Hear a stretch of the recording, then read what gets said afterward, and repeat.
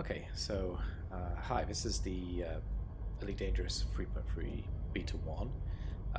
Many of you probably already tried it out, and I'm just going to show you sort of a little bit of a quick tutorial of how to find planets, obviously, and how to find surface features on said planets if you're interested. So this is I'm out in the middle of nowhere. I'm in a Formidine Rift.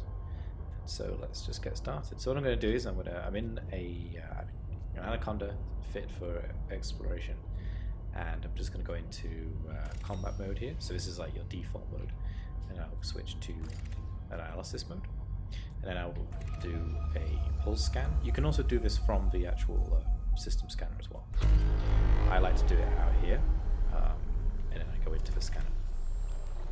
Alright, so down here you can see, if I just go from left to right, I've got some asteroid clusters involved here. I have no Earth-likes or water worlds, so I can see this instantly from the scan. So let's say you are looking for specific things. Yeah, you can just leave this system right now. Done. So it's basically just as fast as it would have been stopping to check the system map. Maybe a little bit slower because you've got to come to a halt. So I've got 46 signals, and I'm just going to go and go ahead and find each one of them. 29 bodies. 46 signals means that there is quite a few asteroid clusters. But because I'm close to them, you can see that 6 of them have already been discovered. Okay, so let's get started. So what you can see is there's a couple of different hotspots around here. I'm actually going to start with a gas giant, since they typically have excuse me, they typically have moons and things. So yeah, so far I'm just scanning around the orbital plane. I just spotted a hotspot down there, and it doesn't look like there is any gas giants nearby there. I'm just going to go off the plane a little bit. Wow, maybe there's nothing here. No. Okay, let's maybe switch our target then. The other thing is that this is definitely a multi-starred system. So anyway, let's just find the stuff we can actually find right now. So if I tune it, I'm quite close there with a high metal content, and if I just, yeah, you can actually see that it's not high metal content; it's an asteroid cluster.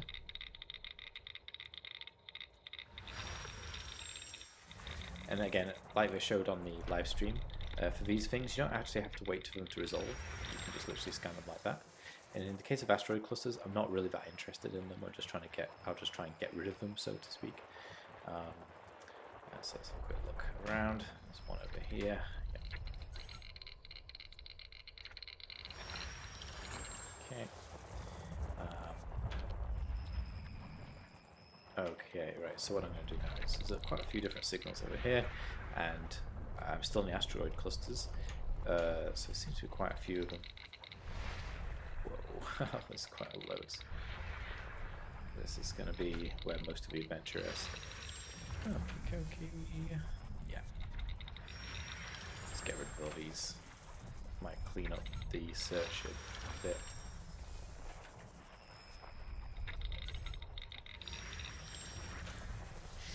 So this is probably a high metal content or a rocky. It's a rocky world. So here you can see again, this is actually a rendering of the planet as it is observed in the system. So you can get an impression of what the planet looks like, whether it's interesting. This one's an interesting one. It's got polonium on it. And it's got silica magma with 9 geological sites. I'm going to lock this planet just in case I want to do a surface scan later. It's quite an interesting one, especially if you're searching for Jumponium, for example. Okay, so let's go back out again, and you can see I've got lots of either ice or high metal content worlds. So it's just, okay, that's another one. Out. That's another one. That one has surface features, and I will just notice. Sorry, it's because it was scanning. Okay.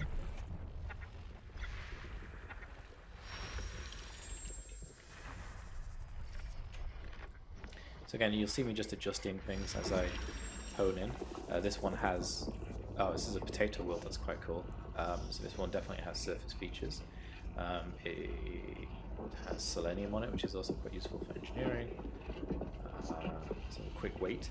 So some of these planets have lots and lots of volcanic activity on them. This has got an orbital period of 0.6 days, so it's pretty active. Yep, 20 sites. It's a very small world, as you can see. So that's quite cool. Oops, I switched back out. Let's go back in. And okay, let's carry on looking around. So here we go. So our field to plane. Oh, okay. I've just found another target there as well. Oh, that's an ice world with a ring. That's quite neat.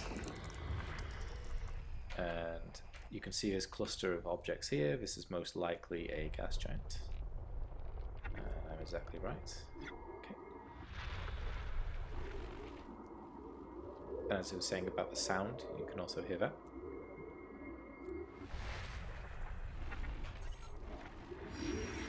Boom, gas giant.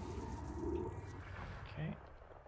And the rest of this is going to be ice worlds and rocky worlds. Example. I'm going to dwell. I often dwell on these. Ammonium magma. That's ammonium magma. That's quite cool. This planet's got arsenic as well. It's useful. And the most important thing is that it is a planet which is large-ish. I mean, basically, in the original pre-3.3, planet this big would not be worth searching for volcanic activity, because the chances of seeing any one of those 19 on the surface is just so low. Okay, so whoa, I keep doing that. Okay, so where was I? It's off the orbital plane a little bit. Okay, so basically down to my icy bodies. So I'll just quickly blast through these.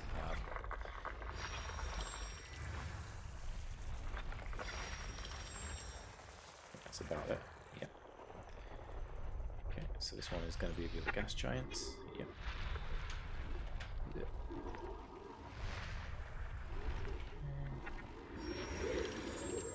Gas giants.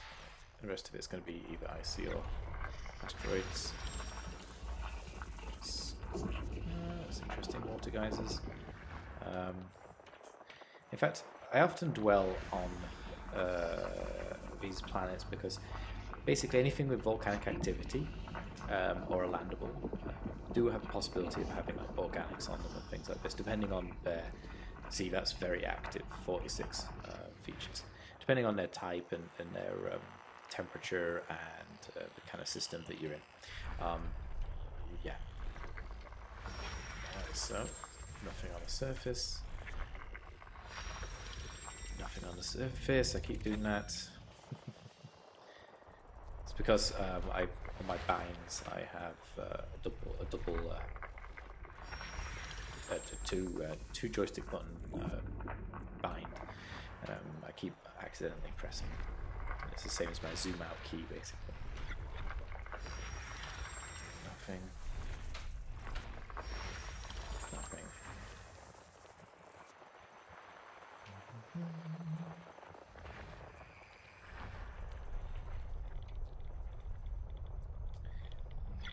Asteroid clusters.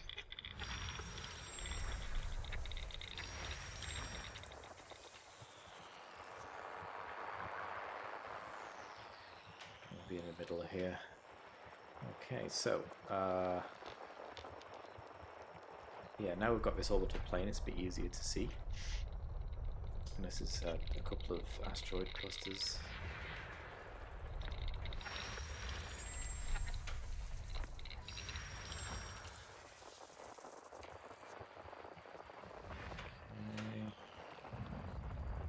Wow, there is a lot of asteroids.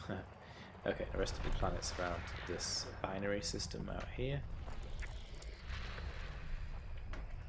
Oh, I missed some, yeah. It's because I did that zoom out mistake. Okay, so this one here. 3, in fact. Okay, that's 1. That's 2. That's 3. Now I've only got these planets left, I can basically look onto them. Yes. ice world, and another ice world. There's still some ice world over there. System scan complete. And that's the lot. So that's a complete system scan. Now you might have said, oh, that took a long time. But ultimately, in that system scan, I have an RRA map. No, yeah. So I've got this map of the system, and I've got everything on here. Now, including details. If you were to do this in-game right now, 20-something objects would take you about half an hour to 45 minutes. This hasn't taken that long, and I've already found a couple of objects which I'm kind of interested in. So there was a planet here which had polonium, and I will go and scan it as long as I've got the... Okay, it was this one. I'm locked onto it, as you can see. So it's silicate magma. It's got polonium on it. And yeah, so let's go and let's scan that. Let's go down to that world and find some polonium.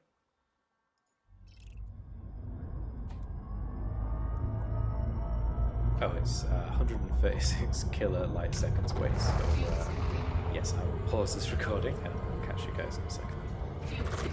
Okay, so you join me about 500 light seconds out. Yeah, so what my intention is to do a surface scan. I'll explain how that works as well, although you would have perhaps seen it on a live stream. Or I'll give you my sort of tactics or tips that I've learned in the last few days. Alright, so let's try not to do a loop of shame. That's the first objective. Yeah, so the idea is to get close enough to the scanner to read as having enough range to hit the target. And then depending on the size, I typically actually aim for the horizon. I'll try and gauge how much of the planet's surface one shot in the horizon gives me to the left and to the right. And then I'll try and rotate the next shot to cover the rest of the space on the horizon. And then if that doesn't automatically give me the full scan, I will hit the center if there's anything not scanned, or I hit the back side of the planet. That's the theory anyway. We'll see how it pans out. Okay, so I should be coming into range. If I remember correctly, this planet is pretty large. Well, it's larger than a planet which I would normally try and look for materials on in the form of volcanic activity. But like I say, the neat thing about this update in terms of exploration and also materials finding is that you can really just go and find what you want or what you need. So let's say right now I'm on the hunt for polonium. This is what I'm trying to get. Okay, so let's come to a full stop. Well, as much as a full stop as I can, and I will go into my surface scanner. Okay, so now we're in the surface scanner, and I'm doing mouse control on this. So what I'm going to do is I'm just going to hit that surface. So this will loop down and hit the horizon. As I'm moving past the planet, it will not hit exactly on the horizon as you just saw. There's a bit of a bug here, so efficiency target is 1. It's impossible to get this in 1 hit. However, I will get it in 2.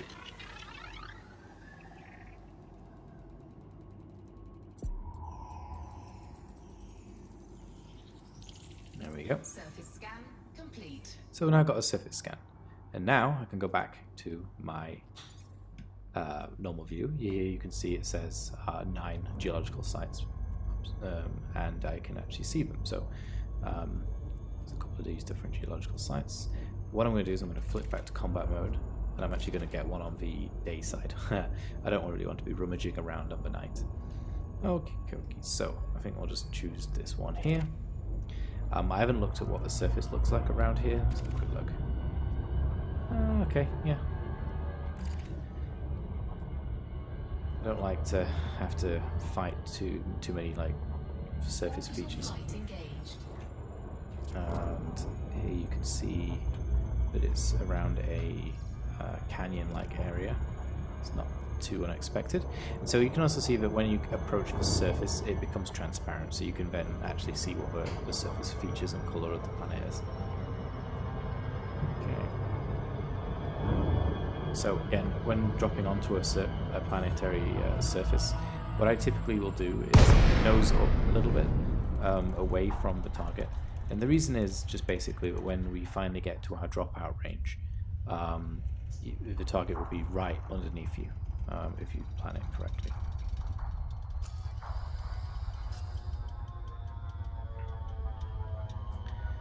I say if you plan it correctly, but I think I messed this up. Oh no, that's probably not too bad. I'm very close to the surface, however. Okay.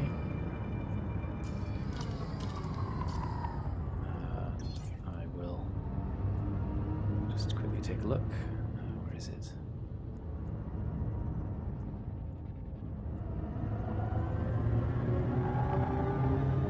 This should also be visible on my scanner. Yes, there it is. So that's the little trick, which is still here from the earlier rendition of the game, is that typically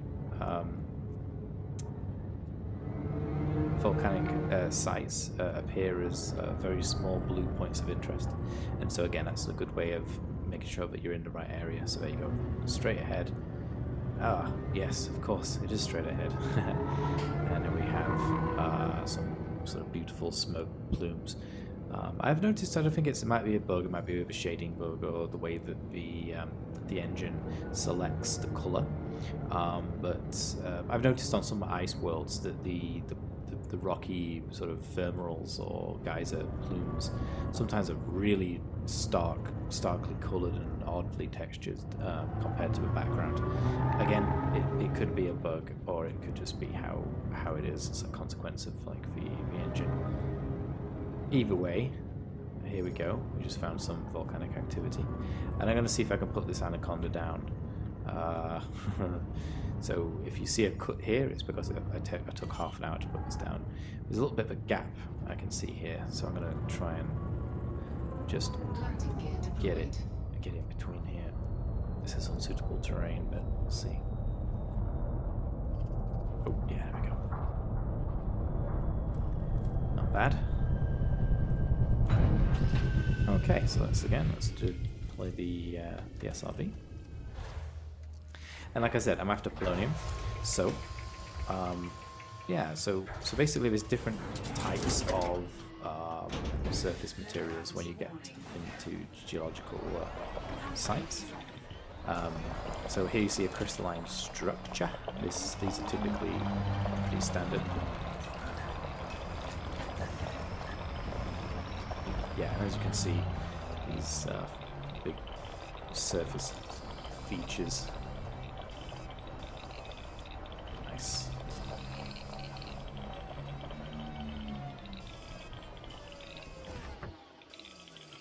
Oh. Okay, that's mercury.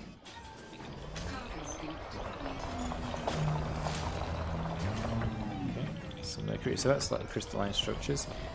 Typically the crystalline things will have whatever tier of objects, I should say. Again, you can also material them, so these little signals should be materials. It's a bit odd why I'm not seeing more, but we will just take a quick drive.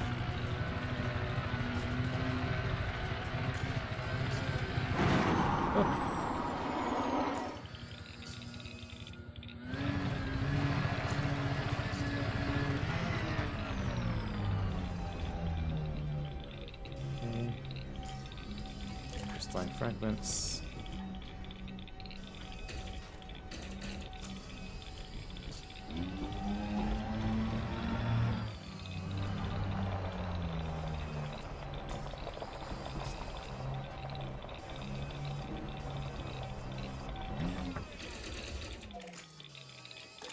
chromium. It's not too interesting.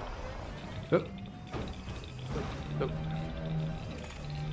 Crystalline fragments.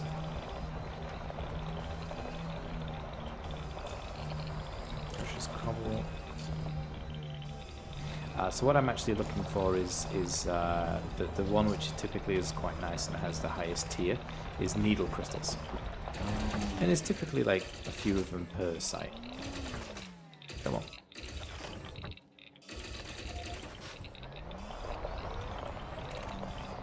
So you can see it's standard precious nickel, precious cobbles, crystalline fragments. Okay, so let's keep going.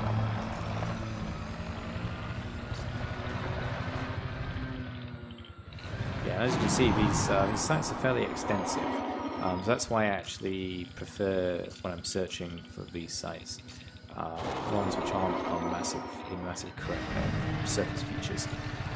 Sure, they make for really great screenshots, but they are often hard to farm. So let's keep driving. And this doesn't seem like a particularly high yield, to be honest. It's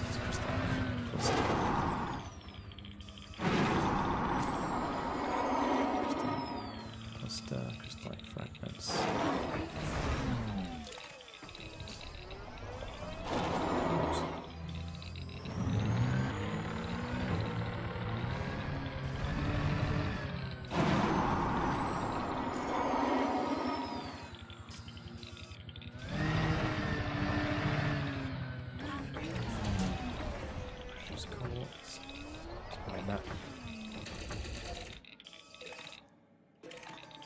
Yeah, so the cobble gives you kind of fairly low grade material.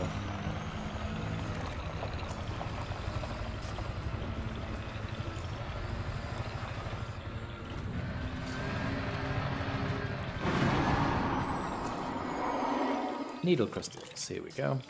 So I'm not going to guarantee that this has got the polonium, but there is a good chance.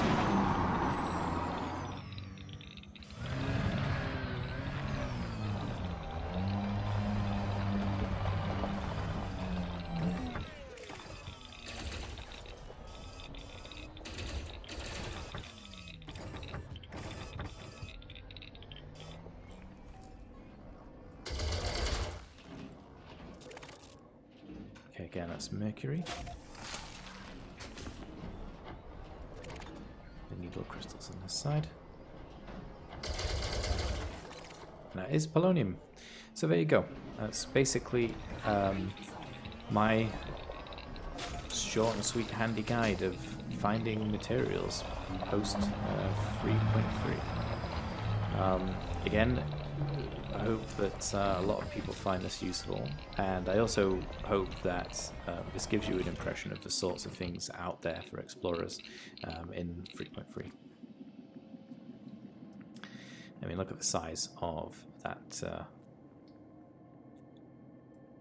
Look at the size of that stack compared to the SRV. It's quite spectacular. Great. Thanks a lot, guys.